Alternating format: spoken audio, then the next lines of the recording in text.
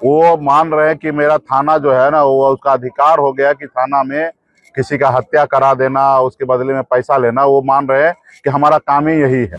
बिहार में नई सरकार के शपथ समारोह के ठीक बाद वीआईपी पार्टी के जिला प्रभारी की गोली मारकर हत्या कर दी गई, जिसके बाद अब मुकेश सहनी का बड़ा बयान सामने आया है और उन्होंने साफ कह दिया है कि अभी तो गृह मंत्रालय हाथ से छिना है।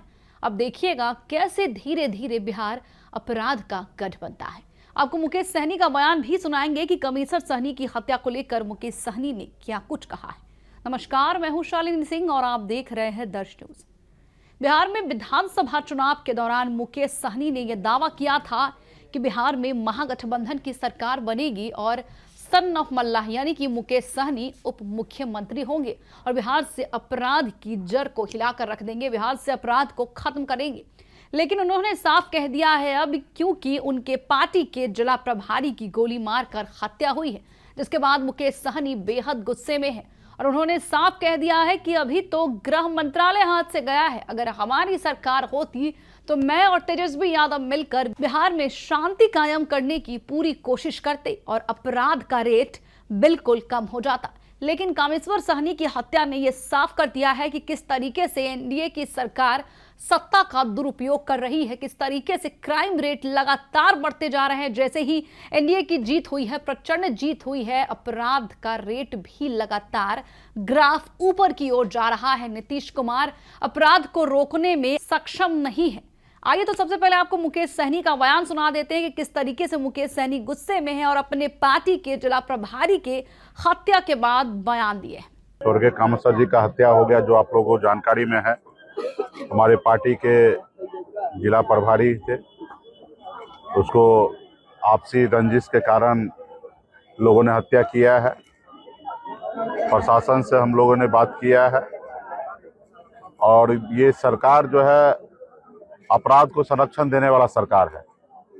नीतीश कुमार जी का इकबाल खत्म हो चुका है, उनके हाथ से बिहार राज्य जो है ना निकल चुका है। अभी आप जैसे देखेंगे तो गृह मंत्रालय उनके हाथ से निकल गया है, कुछ देर के बाद उनकी कुर्सी भी निकल जाएंगे। अभी वो बिहार में अस्वस्थ चल रहे हैं। थाना पुलिस जो है वो एक अपने आप में कंपनी बना लिया है।